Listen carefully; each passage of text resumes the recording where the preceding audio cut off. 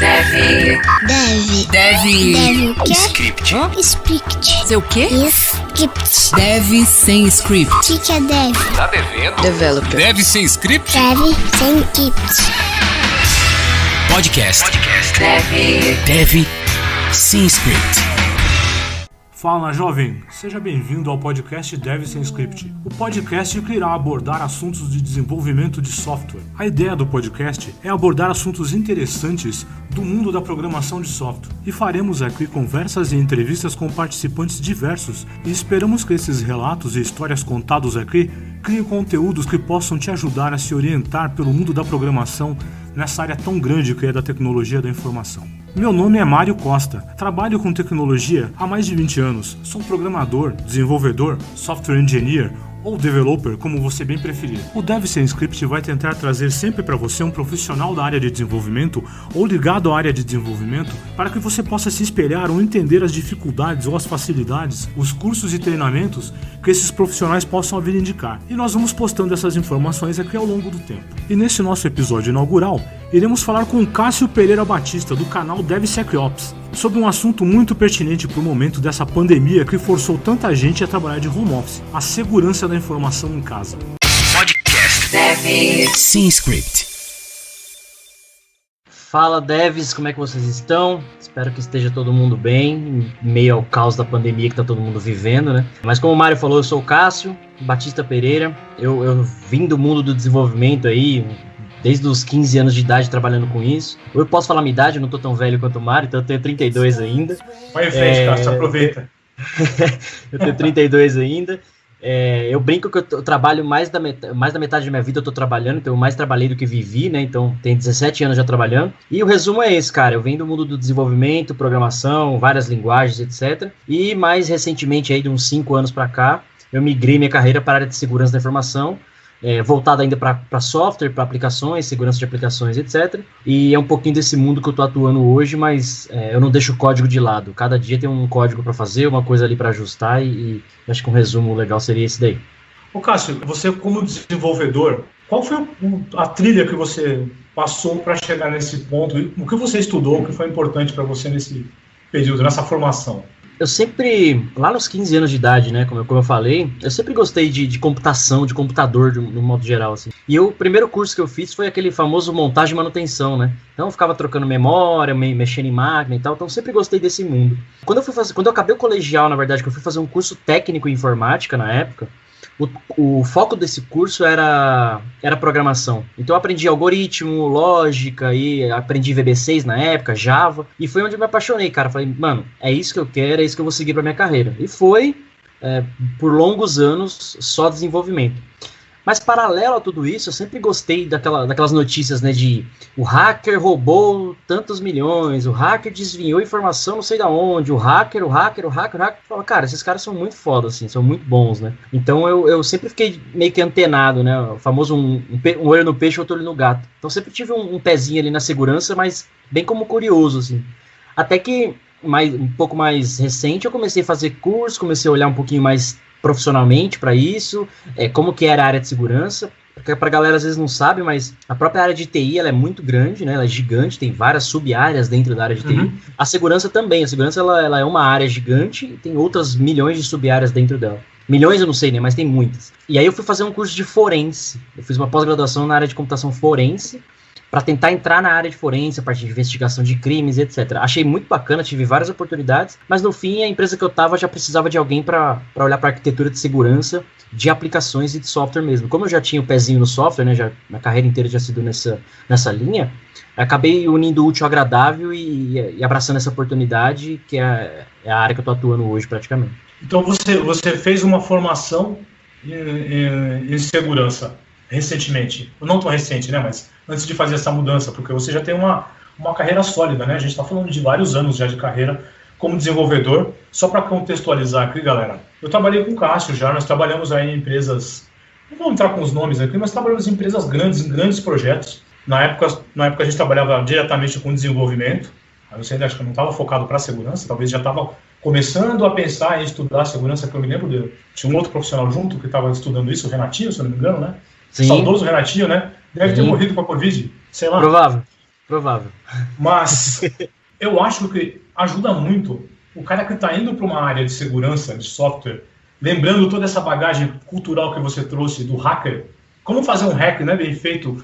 O conceito do hack é conseguir aproveitar tecnologias, as pequenas escadinhas, para você conseguir chegar no objetivo. Essa é a ideia, mais ou menos, né? E o cara que tem lógica e um conhecimento de alguma de uma linguagem básica de programação, ele consegue montar muita coisa nesse sentido. E ele consegue também entender o que ele precisa fazer para se prevenir de não ser atacado, né? Então acho que isso te ajudou de alguma forma, né, Cássio? Exato. Para trazer um pouquinho mais de contextualização de informação, em 2008, se eu não me engano, foi quando eu entrei na faculdade de fato. Como eu já tinha alguma experiência, já trabalhava na área, eu fiz o famoso tecnólogo de 2 anos. Então, o curso tecnólogo, ele é muito focado, ele prepara mesmo para o mercado, né? Ele não tem aquela monte de matéria...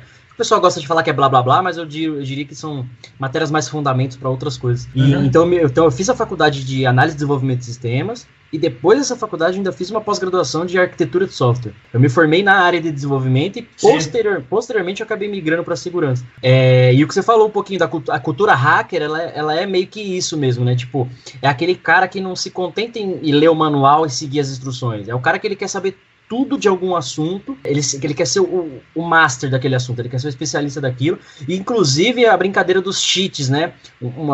Talvez para os jovens que estejam nos escutando aí, eles vão lembrar, né? Quantos códigos a gente fez nos joguinhos para trapacear, para ganhar uma vantagem, né? Hoje, esses dias, por exemplo, eu vi um vídeo do cara que ele tá jogando um jogo no computador, ele abre um programinha que fica inspecionando a memória, ele explica como é que você avalia alguns valores na memória da máquina e ele consegue achar a quantidade de munição que você tem na arma do jogo.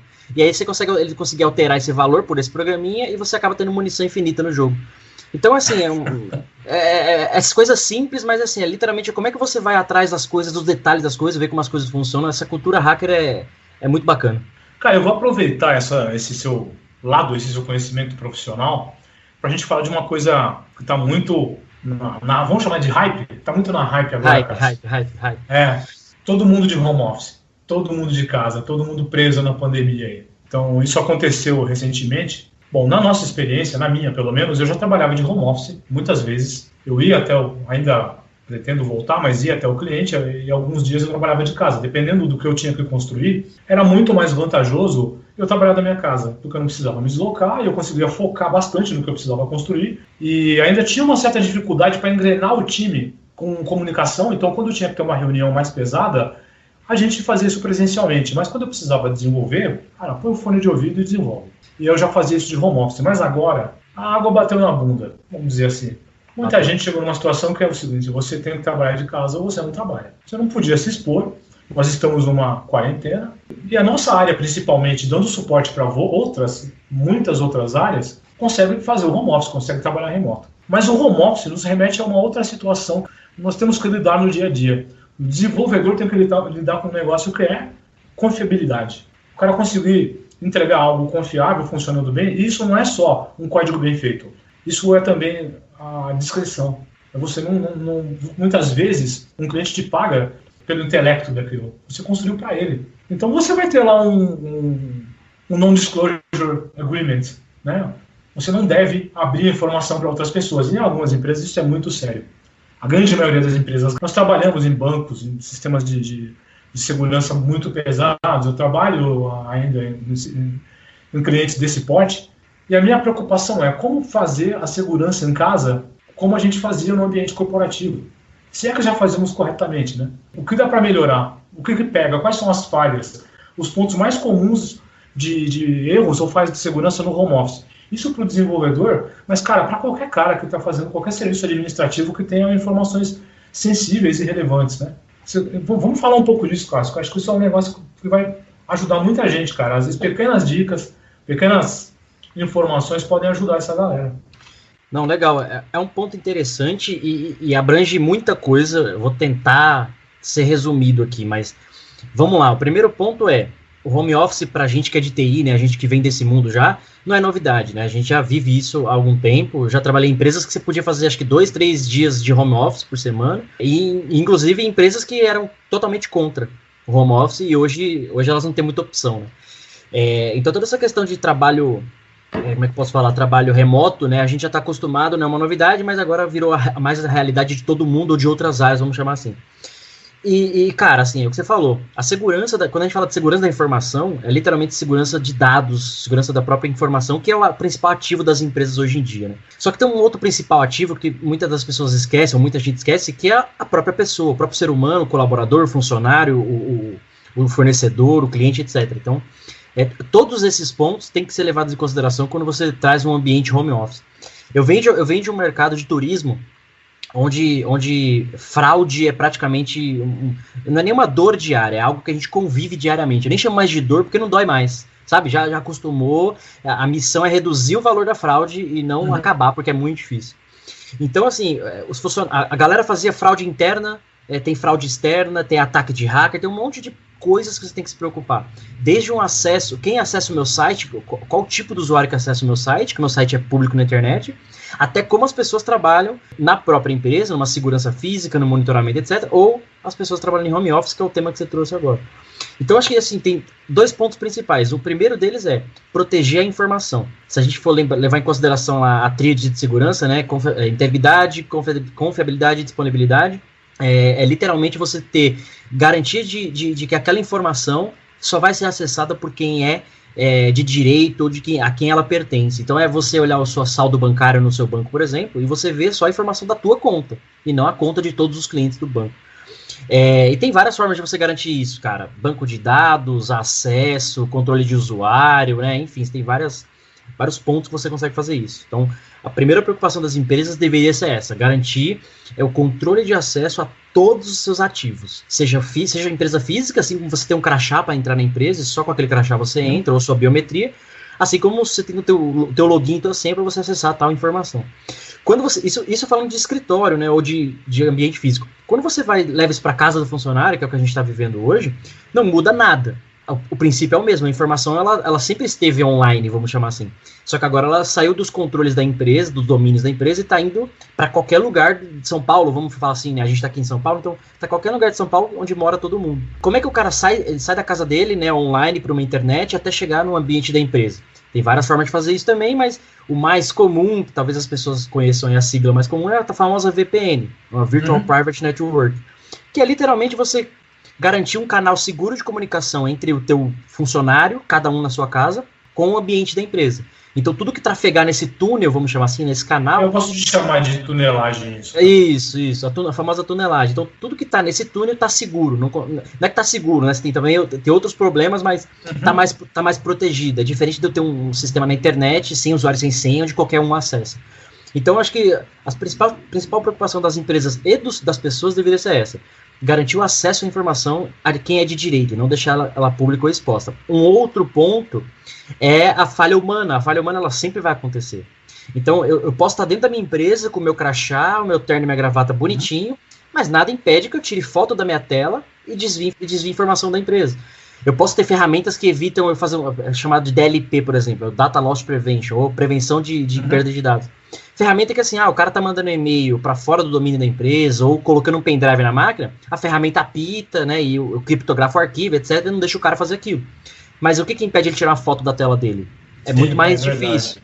Então, na casa dele, isso vai continuar acontecendo. O que impede ele trazer metade dos vigaristas aí de São Paulo para casa dele e falar, vem ver eu trabalhando e você vai ter acesso a toda a informação. A gente não sabe quem são as pessoas, né? Filma minha tela aí durante um dia que você vai pegar muita informação sensível. Então tem aquele negócio da confiança também no funcionário, você precisa conseguir ganhar isso com o tempo, e do cara se conscientizar e tomar cuidado com o que cerca ele naquele ambiente ali dentro de casa, né? Eu tento sempre trabalhar à parte, eu tenho um cantinho para trabalhar. Por exemplo, separo minha rede. A minha rede de trabalho eu tento não usar a mesma rede de casa. A gente tenta fazer algumas coisas nesse sentido. Mas nós já temos esse treinamento, essa cultura. Sim. Eu tenho treinamento de segurança na empresa, regularmente. Nas empresas que eu trabalhei. E você sempre vai em cliente grande que também vai reforçar com a segurança dele esse treinamento. Conscientização, né?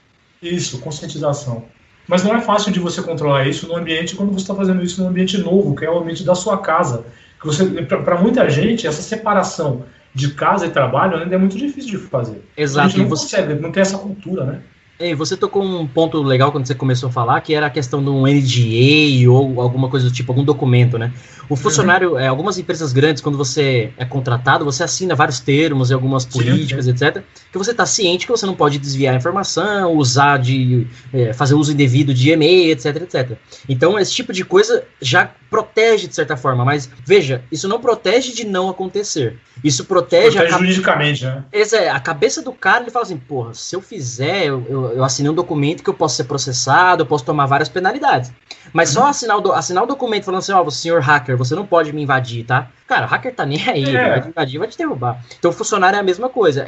O medo talvez controle ele, né? É a brincadeira das leis, né? A gente sabe que se matar o outro, tá tudo bem, desde que ninguém descubra. Mas se alguém descobrir, alguém pegar, você vai responder por homicídio, criminalmente, etc, etc. Então, o medo acaba protegendo de certa forma. É o medo da penalidade, de ser penalizado, né? Então, exato. As empresas costumam ter, eu falei do NDA, tem um famoso que é o MOU, que é o Memorandum of Understanding. Uhum.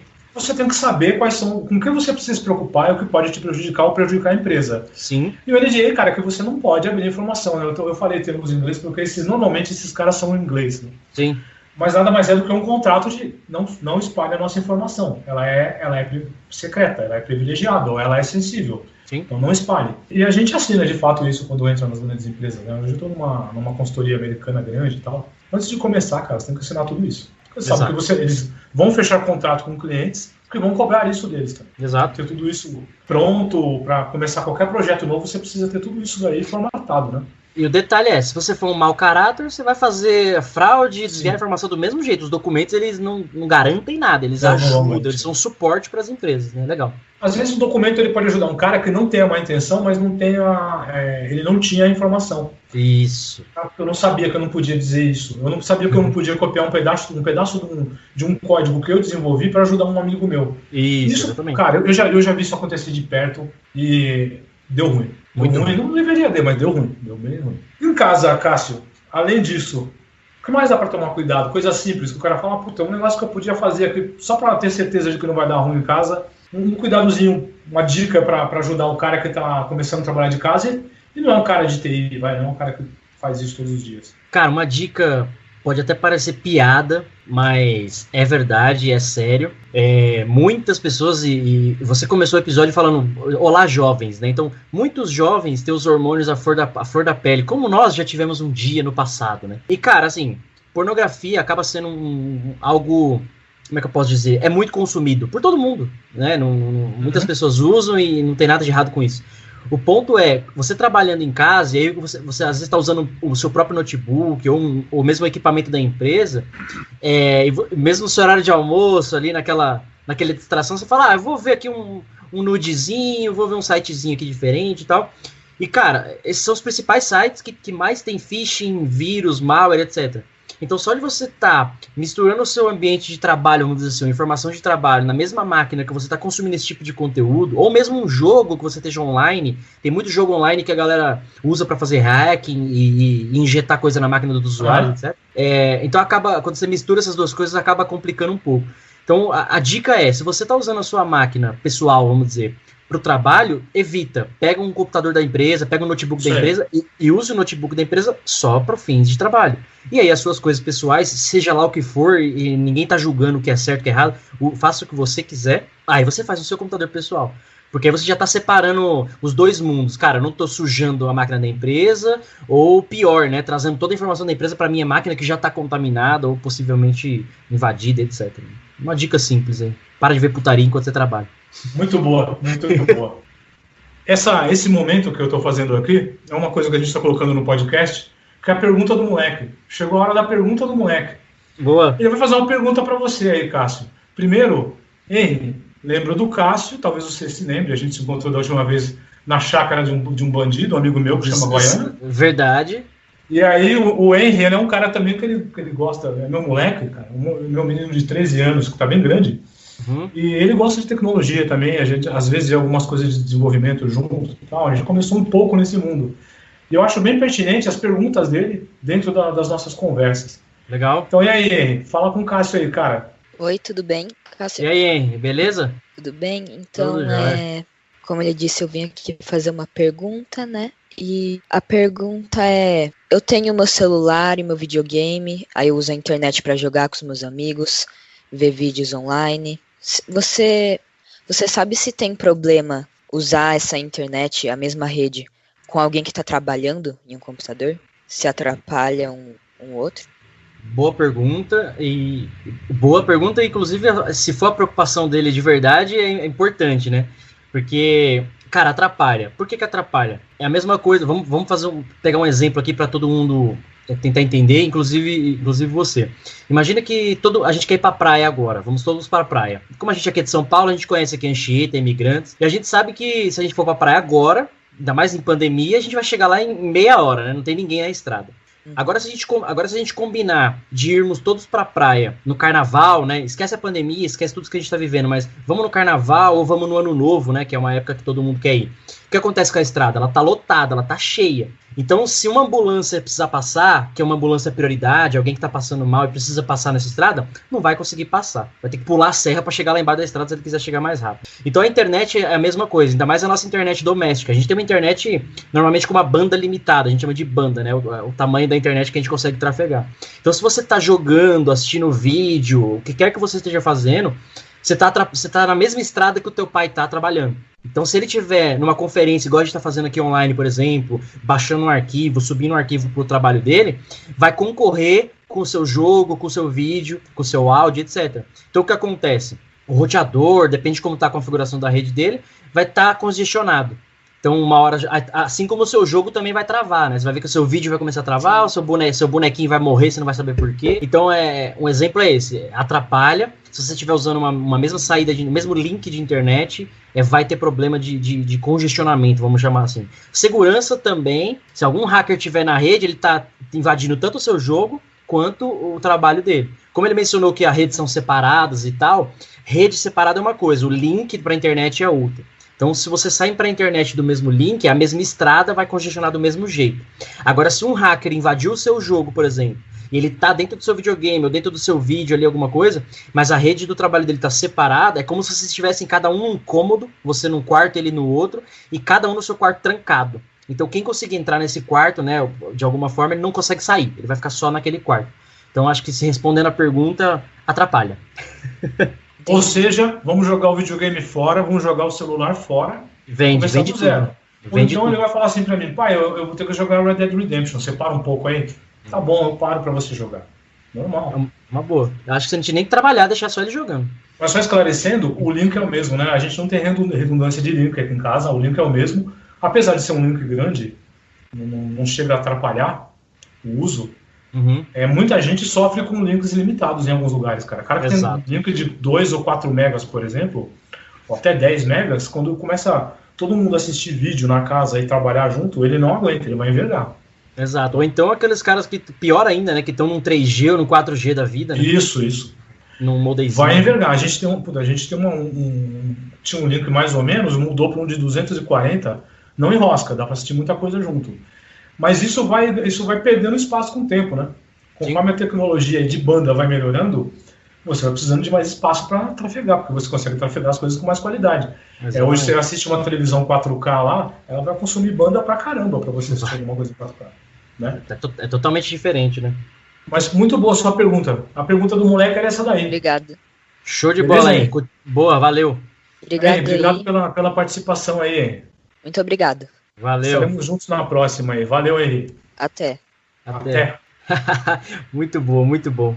Legal, porque vocês conseguiram falar até de um outro assunto, porque a gente estava falando de segurança, é uma das coisas que eu estava falando com ele esses dias. A gente tem que se preocupar com a segurança do que a gente está mostrando na frente de um vídeo. Abrir o celular em qualquer lugar com a câmera ligada é um perigo enorme. Exatamente. Eu tenho dois, né? Eu tenho um casal, tenho uma menina e uma menina, eles veem vídeo o dia inteiro, cara. Você tem que acompanhar de perto o que eles veem, não é fácil. A segurança dos pais, isso faz parte da segurança dos pais, é uma responsabilidade nossa entender o que seus filhos estão passando nesse novo mundo, cara, que você tem acesso ao mundo inteiro na mão. Você precisa, se você não acompanhar o que eles veem, eles vão ficar alienados, cara. Exato. Você não consegue ajudá-los na parte de segurança. E muitas plataformas, o próprio YouTube e outras plataformas têm uma preocupação com isso, de curadoria de conteúdo, né, que fala para questão de faixa etária e tudo mais, cara, isso é muito importante e dá um BO absurdo, assim, porque quem responde, é o que você falou, quem responde são os pais, né? Isso, e a gente tem que estar... Cara, você deu o celular na mão da criança, abriu sua rede, não fez um parental control nenhum, tipo, vê o que você quiser. Você é responsável por essas atitudes. A criança não sabe ainda como lidar com isso. Exatamente. Eles vão crescendo, a gente já tem essa cultura aqui dentro de casa. Recebi uma ligação de alguém que eu não conhecia, alguém tentou contato comigo, esse vídeo não tá legal. Eles procuram a gente, mas porque a gente se aproxima deles o tempo inteiro para fazer esse trabalho. Eu acho super legal falar nisso nesse momento, porque o cara que agora tá de home office, ele tá mais perto dos filhos nesse momento. Às vezes é um momento de repensar isso daí, cara. E começar a colocar em prática essas regras de segurança para ajudar a tua família. Sim, e até linkando um pouquinho com a pergunta que você tinha feito, me ocorreu outra coisa agora que não sei se é o caso da tua casa, mas, por exemplo, na minha eu não tenho esse problema, mas tem pessoas que moram em lugares que é mais movimentado, tem muita gente em casa. Às vezes você tá numa reunião falando algo sigiloso, tá todo mundo ouvindo ali na tua casa, né? Sim, e aí às vezes você não tem né? Lógico, você sabe quem frequenta a sua casa, mas sei lá, às vezes você tem uma pessoa ali, uma visita, sei lá, alguém. E não só na época de pandemia, isso é menos, né? As pessoas não estão saindo, mas numa época normal que você está no home office e tem uma visita lá ouvindo, você não sabe a intenção dessa pessoa que está ouvindo uma informação ali e de repente vai vazar, vai falar, às vezes inocentemente, mas pode comprometer de alguma forma. Cara, eu acho que tem tanta coisa pra gente abordar. Só de falar de home office é tanto assunto, cara. Sim. Eu, por exemplo, queria falar com você um pouco, aproveitando o home office, ou seja, fazer as coisas de forma remota, é falar sobre estudo remoto. A sua experiência, a minha experiência com estudo remoto, cursos online, o que vale a pena fazer, o que não vale. Só para a gente abordar um pouquinho isso, né? Eu estou no meio de um curso, estou fazendo uma outra graduação, gestão de TI, numa universidade grande aqui de São Paulo, via EAD. Primeira vez que eu ia fazer, primeiro curso de EAD, né, de graduação que eu ia fazer, fiquei com o pé atrás pra caramba para começar. Ainda tinha um pouco daquela, não, presencial, acho que eu vou pagar e vou me sentir melhor lá, junto com o pessoal. Mas, cara, me adaptei muito bem, porque eu já tinha feito muitas outras coisas à distância, né? Muitos cursos online que a gente vem fazendo de desenvolvimento ao longo dos anos. Então, para mim foi muito válido. Para mim valeu porque eu consigo fazer no meu horário, ele é mais acessível, o preço dele é bom, você consegue tirar, né, valores que a universidade gastaria com infraestrutura física lá, de estar lá presencialmente. Então, o curso é muito mais acessível em questão de preço, e eu consegui me adaptar. Algumas coisas mudaram, eu chegava a ir lá fazer a prova, né? Tinha que ser presencial a prova. Então no primeiro ano eu fiz as provas presencialmente, agora eu tô tendo que fazer, porque eu tô de casa trancado, tenho que fazer de casa a prova. Que não é nenhum problema, cara, isso não foi nenhum problema. Mas eu sei que você tá passando por um desafio mais bacana aí pra falar pra gente do EAD, né? Aí eu queria ouvir um pouquinho isso aí de você também, cara. Show. Eu acabei não falando na introdução, mas eu também sou professor. Desde 2013 eu leciono já em universidade, tanto na graduação quanto em pós-graduação. Também, sempre no modelo presencial. Inclusive, eu sou defensor do modelo presencial por várias questões. A primeira delas é a energia. A energia é diferente. Você está numa palestra ao vivo ali, né? Você fala de um jeito diferente. A atenção das pessoas é diferente. Então, eu acho que tem uma energia diferente nesse sentido. Por outro lado, você tem um ganho de escala absurdo quando você vai para o modelo online.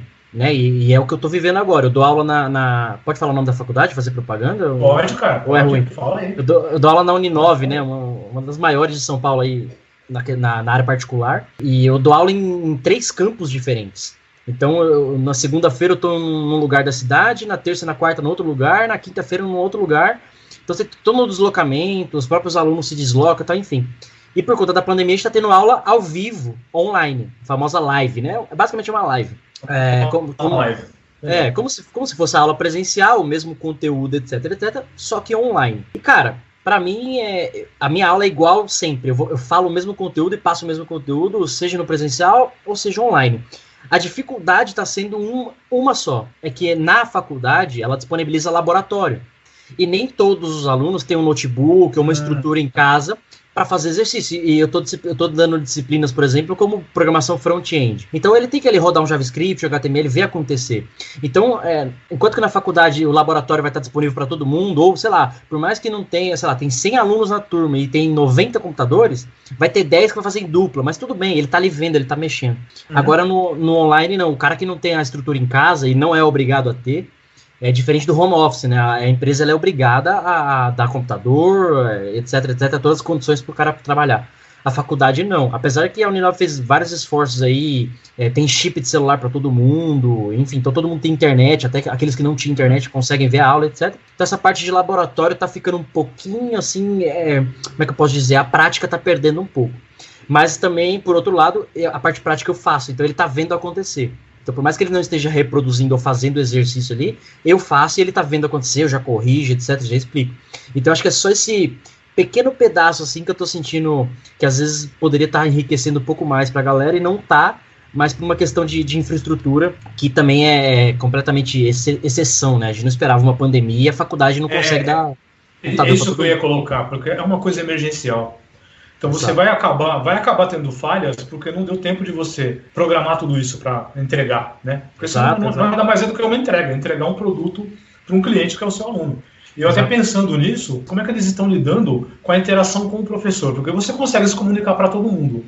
E esse canal de volta para você? Porque alguma coisa mudou, o cara não consegue na hora te acessar. Eu não sei se isso está funcionando bem. Como é que isso está funcionando para você?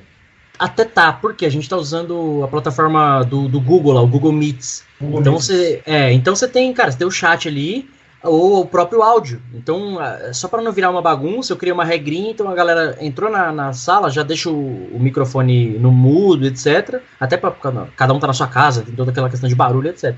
Então eu tô falando, explicando a matéria, passando o conteúdo. Mas a todo momento o chat tá livre. Então, professor, aí fulano, pode falar. E aí eu pauso, a pessoa pergunta, como se fosse eu levantar a mão na sala, por exemplo, né? Então esse ao vivo tem funcionado. Acho que você deve ter visto isso também. Eu uso o Teams da Microsoft, né? O Teams. E ele tem esse recurso do levantar a mão. Sim. Tá todo mundo lá, foto de todo mundo. O cara quer falar com alguém, ele põe a mãozinha dele pra cima e o organizer vai indo lá e vai falando. Libera o microfone, exatamente. Acho sensacional. Aliás, essas ferramentas estão ajudando muito, cara. Exato. O Google Meetings agora abriu para todo mundo. O Teams funciona muito bem, essa nova versão que veio do Skype for Business, né? E virou o Teams muito aí. Bom, funciona muito bem. O próprio Zoom, cara, que é uma plataforma aberta, aí funciona muito bem. Tem gente conseguindo dar aula. A minha mulher tá fazendo... Minha mulher é professora, esses dias eles estavam dando aula para alunos pequenos, é difícil de interagir. E eles estavam usando o Zoom, cara. Todo mundo usando o Zoom. Legal, cara, é muito bom. Muito legal. E assim, a gente aproveita e lembra que dá para fazer isso remotamente? Dá. É mais difícil? No seu caso, você acabou de falar para mim que você prefere o presencial, porque Sim. Por conta da energia. E eu também fiquei receoso de fazer o remoto, porque o presencial é legal, você conhece gente, você abre seu mundo, você faz conexões quando você vai no presencial, que você Sim. não faz muito isso. Eu, por exemplo, cara, eu não conheço ninguém do curso que eu estou fazendo. Exato. Porque eu faço sozinho, eu me viro sozinho, não preciso. Então não tem essa necessidade. Mas, ao mesmo tempo, eu consigo adaptar o meu curso ao meu tempo, que é muito escasso. Além de eu já trabalhar num projeto que ocupa a maior parte do meu tempo, eu topo outras coisas na vida, né? Então eu estou conseguindo fazer uma gestão justamente por ela ser EAD. Se fosse presencial, eu não ia conseguir. E eu estava fazendo isso há um ano antes já de ter começado essa pandemia, então eu me adaptei. Assim como eu já fazia aqueles nossos cursos famosos da Alura, os cursos online que a gente tura o site, que eu acho muito bom a plataforma do site. Cara, o próprio YouTube é uma puta fonte de conhecimento. Exatamente, no YouTube tem de tudo, cara. Se quiser aprender a programar, lá é um caminho. Cássio, a conversa é muito boa, cara. Ela vai longe se a gente começar a continuar, é muito boa. Muita coisa bacana para falar. Você tem mais alguma coisa para colocar aí pra gente, cara? Cara, esse ponto do EAD aí, eu queria dar um destaque para algo importante, que é, às vezes, que nem você falou, eu tava receoso por algum motivo teu aí particular e tal, até por conta de você gostar do presencial e tal, mas eu vejo muita gente indo pro EAD pelo preço, é muito mais acessível, a empresa, vamos chamar assim, né, a faculdade, ela tem um custo muito menor, mas a galera vai mais pelo preço e pela famosa a sedução do estude quando quiser, estude onde quiser. Cara, desde 2013, né, 7 anos já dando aula, eu já vi de tudo que é aluno, e eu consegui traçar um perfil, vamos chamar assim, do aluno brasileiro, que é aquela pessoa, infelizmente, indisciplinada. A gente não tem uma... nós não somos disciplinados. Isso é fato. Então, assim, a pessoa, ela se matricula no EAD e ela só vai no dia da prova, que é presencial. Então, todos os trabalhos online, aula online e tal, o cara acaba deixando de lado, ou faz tudo num dia só, tenta fazer tudo correndo, e ele vai acabar acontecendo o quê? Ele não vai aprender, ele não vai absorver, ele não vai ter o conteúdo, ele vai falar que o EAD é ruim. E não é o EAD ruim, o EAD é pelo contrário, o conteúdo é o mesmo, seja no YouTube, seja na plataforma da faculdade, seja no teu site favorito aí de cursos, no Udemy, por exemplo, é uma plataforma muito bacana. Não importa. Seja numa biblioteca, você pegar o livro na biblioteca, o conteúdo é o mesmo. Mas se a pessoa não tiver a disciplina de criar uma rotina de estudo, cara, nem que você vai 1 hora por dia, 5 horas por dia, eu não sei o tempo de cada um. Mas você tem que criar uma rotina e um plano de tudo, porque senão não vai dar certo. Cara, eu vou te dar minha experiência com isso. Porque eu sou um aluno brasileiro, né, Cássio? Então, mas aconteceu aí eu estar num projeto que consumiu muito tempo. No primeiro bimestre do EAD, eu estava entendendo como funcionava, quantas aulas eu tinha que assistir por semana, o que eu precisava absorver, porque eu tenho um material. Basicamente, eu tenho alguns vídeos por disciplina, normalmente é a mesma quantidade, acho que são 16 vídeos, vou lá para acompanhar os vídeos. Mas no meio disso, cara, eu entrei num projeto que começou a consumir totalmente meu tempo, eu não vinha para casa. Comecei a sair do trabalho lá do outro lado da cidade, 11 horas da noite. Eu não consegui estudar, fui acumulando. Mas a minha cabeça estava assim, é EAD, e eu posso estudar a hora que der. No final de semana eu faço tudo. Chegava no final de semana eu trabalhava, ou eu estava morto. Chegou uma hora, cara, que eu tinha simplesmente uns 40 ou 50 vídeos para ver. Estava acabando o bimestre e eu tinha provas para fazer. Eu tive que ficar uma semana me regrando, saindo do trabalho no horário certo, correndo para casa e ficar 4 horas fazendo os cursos todos os dias para chegar onde eu deveria estar. Agora, nos últimos bimestres, nesse ano, por exemplo, eu já entendi como isso funciona e separei o horário, que não precisa ser tanto tempo, mas eu separei o horário para fazer antes de dar essa loucura toda. Então, eu me autodisciplinei à força tomando pancada. Agora eu não estou sofrendo. Mas é isso, a disciplina, eu acho que é uma das coisas mais importantes para isso tudo que a gente está falando, inclusive para o home office. Um cara que trabalha de home office trabalha de madrugada, mas é o horário que ele se adaptou a trabalhar. Não deixa de ser uma disciplina. O cara descansa de manhã e trabalha à noite, mas não deixa de ser disciplina. Eu consigo levantar no meu horário normal de manhã, tomar um café, porque eu sigo rotina com outras. Eu estou num projeto, acabamos de ir para um projeto agora que tem gente do mundo inteiro, então esses caras têm que adaptar os horários, não é fácil, cara. Então uma galera na Suíça, uma galera no Canadá, uma galera no Recife, uma galera aqui em São Paulo, uma galera na China. Imagina a loucura que é o horário para juntar toda essa galera e trabalhar junto. Fala, pessoal, precisamos fazer uma reunião. Precisamos fazer uma reunião, que horas? Eu ouvi isso hoje de um arquiteto, de que o cara tinha que levantar às 5 horas da manhã para entrar na reunião que todo mundo estava fazendo a reunião às 4 da tarde. Era 5 horas da manhã pro cara. Então. E ele precisava participar. Disciplina. Assim como pro curso. Se você conseguir buscar um pouco de disciplina, já resolve seu problema. Esse ponto que você colocou é essencial para qualquer um deles. Senão você vai ser aquele cara que começa qualquer curso, inclusive cursos online de desenvolvimento de segurança, e vai parar no meio porque você vai achar que aquilo não presta porque você não se adaptou. Exato. Uma regra geral para a galera que tá ouvindo e vai começar no mundo de programação e desenvolvimento, você tem que ser disciplinado por 2 motivos. O primeiro você vai ter que estudar, a partir do momento que você põe o pé na programação e você fala que você quer seguir esse caminho, você vai ter que estudar até morrer. Ou até você falar, não quero mais fazer isso. Para sempre. Para sempre, porque todo dia lança um framework novo, todo dia lança uma biblioteca nova, todo dia alguma coisa muda, a base do fundamento é o mesmo, mas todo dia está evoluindo. Então você tem que estudar constantemente. Então, se você não tiver disciplina para o seu trabalho e para os seus estudos, que são 2 coisas diferentes, você não vai funcionar, não vai andar. Não vai. Beleza, pessoal. Então essa conversa aqui, para fechar aqui com o meu amigo Cássio, o senhor Cássio Pereira, nosso perito criminal, assassino, murder plus, hacker. Cássio, se quiser passar qualquer recado para a galera aí, eu acho que o legal é a gente conseguir dar alcance disso daqui para quem começa a estudar, para quem está entrando na área também. Então, se você tiver algum recado sobre o que estudar, o que você faz, aonde te achar, manda bala aí, cara. Legal. Cara, a dica final tenham disciplina, vocês conseguem ir longe em lugares inimagináveis, mas precisa ter disciplina, dedicação, perseverança, que tudo vai dar certo.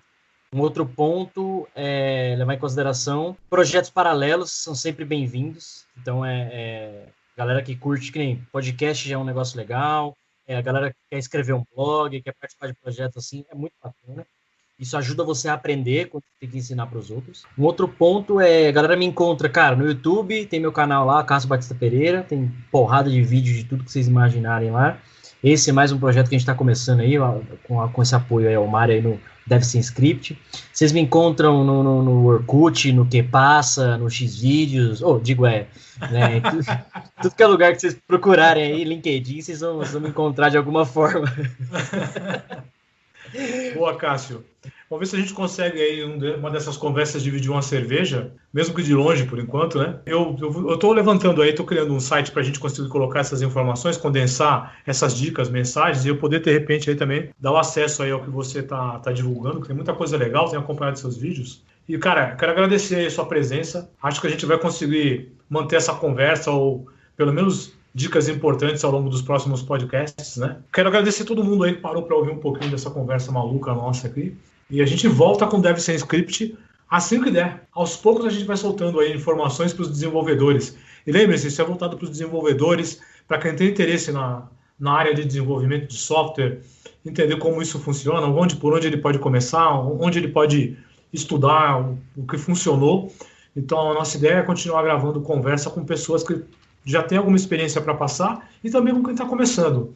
Então se vocês quiserem acessar a gente aí, eu vou passar o site nos próximos episódios para a gente começar a trocar mensagens. E depois você pode deixar mensagens também no próprio Anchor, né? Galera, muito obrigado aí pela presença, principalmente pela presença do Cássio, porque é a única presença que eu estou vendo aqui agora. Mas quem está parando para ver a gente aí, agradeço muito aí. E Dev Sem Script, fechamos o Dev Sem Script por aí com um pouco de script, né, cara? A gente põe um pouco de script no Dev Sem Script, não tem como, né, Cássio? É lógico, mas apesar de que deu tudo errado, né? Travou máquina, caiu internet, explodiu balão. É isso deu aí. Tudo... Isso daí é a consequência do meu moleque usando a banda, entrou um hacker, travou minha máquina, e é o que aconteceu, cara. Isso é vida real. É vida real. É isso aí. Valeu, pessoal. Valeu, galera. Dev Sem Script, podcast com muita conversa de desenvolvedor. Valeu. Dev o quê? Script. Dev Sem Script? O que é Dev? Developer. Dev Sem Script. Você ouviu o podcast Dev Sem Script. Aguarde que em breve tem mais.